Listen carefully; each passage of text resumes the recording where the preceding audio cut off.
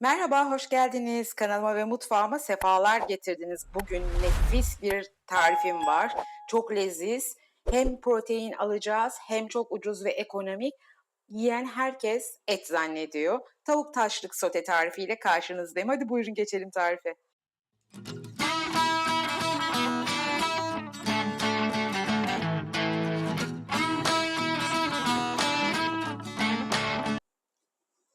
Şimdi benim 500 gram, yarım kilo tavuk taşlığım var. Bunları biraz ufaltacağım. Şöyle 3'e bölüyorum bir taşlığı. Büyüklüğünü göstermek istiyorum. Çok büyük bırakmıyorum. Ufaltmıyor da çok fazla. Lokmalık olacak. Bütün taşlıklarımı bu şekilde ben kestikten sonra bir marinasyon yapacağım taşlığıma. Daha yumuşak olması ve hijyen olması için. Ben keseyim, birazdan geliyorum. Şimdi tavuk taşlıklarımı güzelce kestim. Hemen üzerine 2 yemek kaşığı kadar karbonat serpiştiriyorum. Bu karbonat hem etin çok güzel yumuşamasını sağlıyor hem de aynı zamanda hijyen sağlıyor.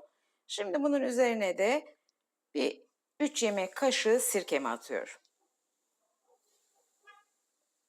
Tavuk taşlıkların çok iyi hijyen olması ve yumuşaması için bu işlemi mutlaka yapın. Şimdi üzerine geçene kadar su koyacağım.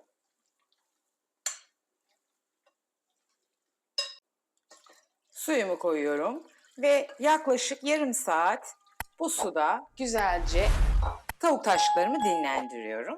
Bu yöntemle yaparsanız çok daha yumuşak, çabuk pişen, leziz ve içinizin rahat edeceği böyle hijyen sağlamış olduğunuz bir taşlık olur. Yarım saat dinlensin, diğer işlemlerimizde görüşelim. Taşlıklarım terbiye olurken ben de burada 1 adet kapya biberi, 2 adet yeşil köy biberini böyle hafif iri vaziyette küp küp doğrayacağım. Çok küçültmeyeceğim, çok da büyük bırakmayacağım.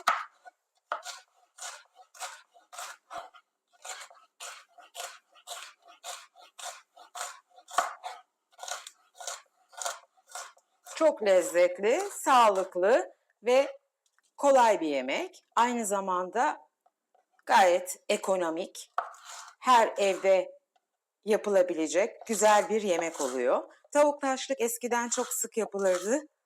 Şimdi maalesef biraz unutuldu. Hem safra kesesi hastalıklarına hem B12 eksikliğine çok iyi geldiği söyleniyor.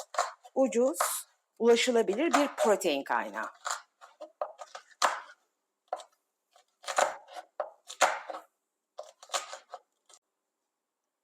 4 diş sarımsağım var. Üzerlerine vuruyorum.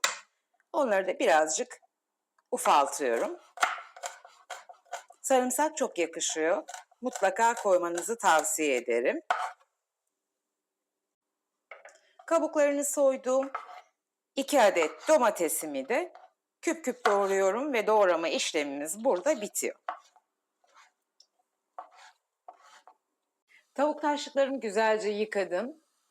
Süzdüm. Yarım saat beklettikten sonra 2 su tekrar yıkadım. Şimdi tavamı ocağıma aldım ve yüksek ısıda altında güzelce yaktım. Şimdi taşlıklarımızı ilave ediyoruz. Henüz yağ koymuyorum ve tavanın sıcak olması çok önemli.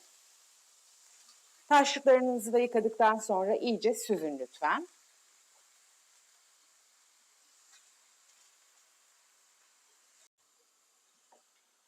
Şimdi tavada güzelce bu taşlıkları bir 5-10 dakika kavuracağım. Hiç yağsız. Yağ da ihtiyaç yok şu an.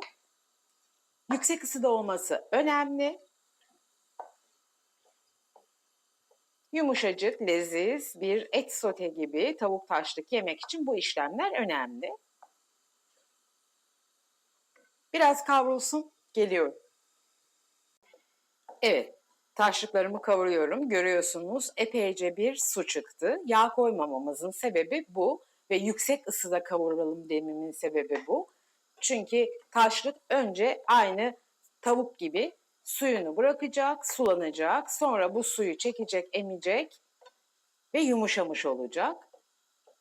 Biliyorsunuz et sotede eti de aynı şekilde böyle kavuruyoruz. Kendi suyunu çıkartıp sonra tekrar çektiriyoruz ki yumuşacık, pamuk gibi leziz bir et oluşsun. Bu suyunu kaybetmesin. Yağını daha sonra ilave edeceğiz. Biraz daha kavrulsun, geliyorum. Bakın kavruldukça iyice suyunu salıyor. Bu suyu emmesi gerekiyor başka işlemler yapmadan önce. Bir 20 dakikada çok güzel suyunu çektirdim arkadaşlar. Bakın hiç kalmadı. Sakın suyunu atayım demeyin çünkü bayağıca bir sulanıyor. O suyu atarsanız yavan kalır, lezzeti gider. Bütün şifası, vitamini de o suyla birlikte gider. Şimdi bir 2 yemek kaşığı kadar zeytinyağı ilave ettim. 2-3 dakikada bu şekilde zeytinyağıyla kavuruyorum. Bu şekilde yumuşacık lokum gibi olacak taşlıklarım. Şimdi doğradığım biberleri ve sarımsağımı ilave ediyorum. Lezzetlendirme aşamasına geçtik. Çeşnilendiriyoruz. Bir 2-3 dakikada biberlerimle kavuracağım. Sonra baharatlandırıp domatesimizi atacağız. Şimdiden harikulade görünüyor ve kokuyor. Biberlerim de taşlıklarımla beraber çok güzel kavruldular. Şimdi hemen domatesimi ilave ediyorum. Baharatlarımıza sıra geldi. Tuz zevkinize bağlı. Ben 1,5 çay kaşığı kadar tuz koyuyorum. 1,5 çay kaşığı da kırmızı toz biber. Çok yakıştığına inanıyorum. Biz çok beğeniyoruz. 1 çay kaşığı kimyon. Biraz da karabiber çekeceğim hemen.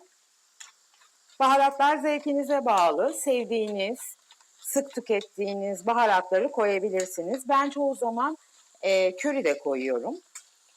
Ya da zerdeçal. Onlar da çok yakışıyorlar. Hemen şöyle domatesimizle birlikte baharatlarımızı karıştırıyoruz. Domatesimizi de biraz öldüreceğiz, pişecek. Arzu edenler bu şekilde bırakabilir. Dürümün içinde, lavaşın içinde harika olur. Dürüm yapabilirler. Arzu edenler de sulu bir et sote olsun diye biraz su ilavesi yapabilir. Zevk size bağlı. Ama bu domatesin güzelce bir ölmesi gerekiyor. Onun için ne yapıyorum? Şimdi kapağımı kapatıyorum. Altını da kısıyorum. Bir 5 dakika kontrollü olarak güzelce pişiriyorum. Domateslerim de çok güzel eridiler, öldüler. Şimdi ben dediğim gibi arzu edenler bu şekilde bırakabilirler. Ama ben bir yarım su bardağı kadar kaynamış su ilavesi yapıyorum. Yine altı kısık olarak bir 10 dakika bu şekilde çektiriyorum. En sonda yine kekik ilavesi yapacağız.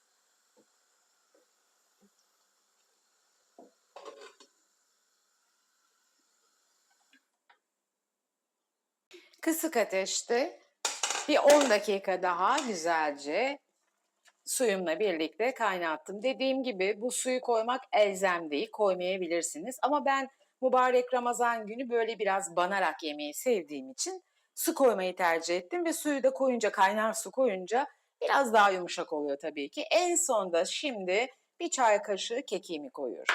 Kekiği en son koymamızın sebebi kekik erken koyarsanız fazla kaynarsa acılaştırma yapıyor. O yüzden her zaman hangi yemeğe koyacaksanız koyun, en sondan koyun, karıştırın ve yemeğimiz hazır. Hemen şimdi servis edelim. Evet, lokum gibi nefis tavuk taşlık yemeğimiz hazır arkadaşlar. Ben çok seviyorum, çok lezzetli, çok sağlıklı ve şifalı. Hem de çok ucuza protein almış oluyoruz. Bakar mısınız bu yemeğin lezzetsiz olmak gibi bir şansı var mı? Çok leziz. Arzu edenler lavaşın içinde dürüm de yapabilir. Arzu edenler bu şekilde et sote gibi yiyebilir. Üzerinden dumanlar tutuyor. Bugün de bir tarifimizin sonuna geldik. Umarım bu dakikaya kadar sıkılmadan izlemişsinizdir ve faydalı olabilmişimdir. Çünkü gerçekten protein tüketimimiz çok azaldı.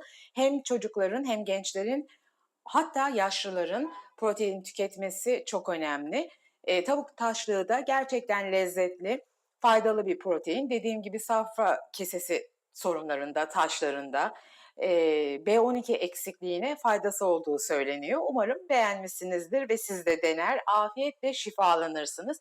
Özellikle bu Ramazan mübarek gününde gerçekten çok iştah açıcı, lezzetli bir yemek oluyor ve çok samimi söylüyorum, bilmeyenler, yiyenler kuzu eti sanıyor, lokum gibi et sote tadında yiyorlar. Umarım siz de beğenirsiniz. Tarifimi beğendiyseniz videomu beğenmeyi ve kanalıma abone değilseniz kanalıma abone olup yeniden yapacağım tarifleri kaçırmamak için de bildirim zilini açmanızı sizden rica ediyorum. Bildirim zili gerçekten çok önemli. Bana destek olmayı sürdürmek istiyorsanız eğer ufak da olsa, emoji de olsa yorumlar yaparsanız ve sevdiklerinizle videolarımı sosyal medyalarınızda paylaşırsanız gerçekten bana çok büyük destek olmuş olursunuz. Ben de size çok çok teşekkür ederim. Hepinizi çok seviyorum. Beni izlediğiniz için ve destekleriniz, hatta o güzel mesajlarınız için hepinize çok çok teşekkür ediyorum. Kendinize iyi bakın, sevgiyle kalın, hoşça kalın.